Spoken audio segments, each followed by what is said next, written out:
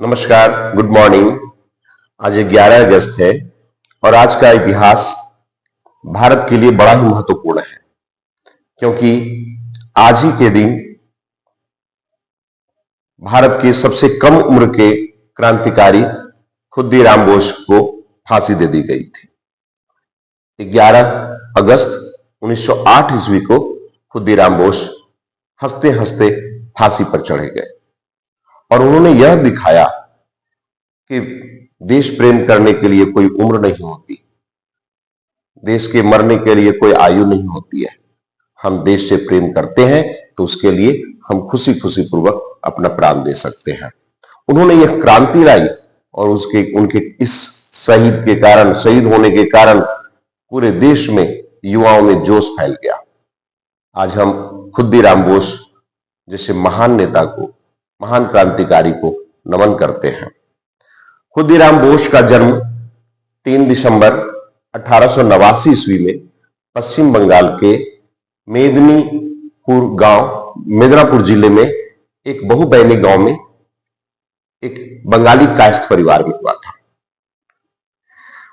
कम उम्र में ही उनके माता पिता की मृत्यु हो गई थी, इसलिए उनका लालन पालन उनकी बड़ी बहन ने किया।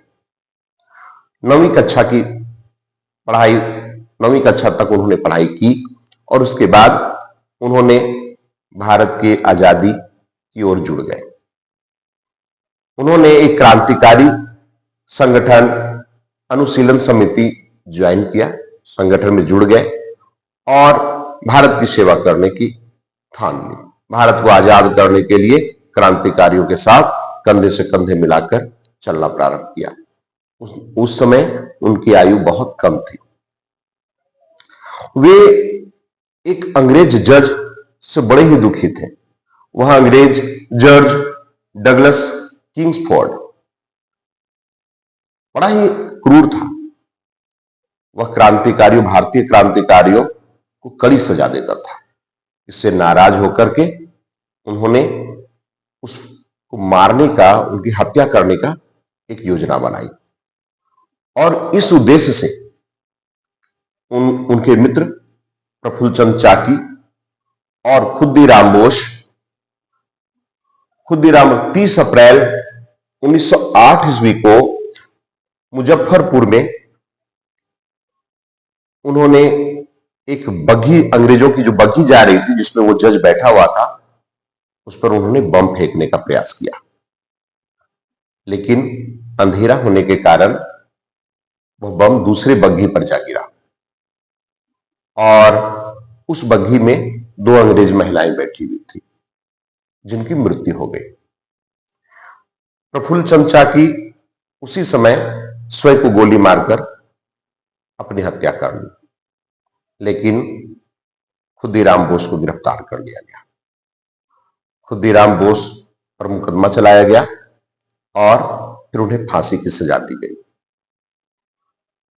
और 11 अगस्त 1908 ईस्वी को उन्हें फांसी की सजा दे दी गई और वो हंसते हंसते फांसी के फंदे पर झूल गए। फांसी पड़ने के वक्त भी उनके चेहरे पर मुस्कान थी, गजब की तेज थी। उन्हें वंदे मातरम का नारा लगाते हुए देश के लिए मरने की बात कही। उन्होंने कहा कि मैं फिर आऊंगा और हर युवाओं में रहूंगा, मैं युवाओं के रोम रोम में बसा रहूंगा और भारत को आजादी दिलाने के लिए मैं जितनी बार जन्म लेना पड़े उतनी बार मैं इस भारत में जन्म लूंगा।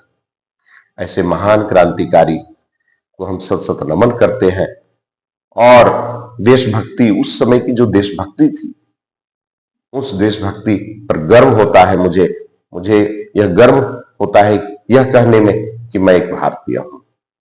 जय हिंद, जय भारत।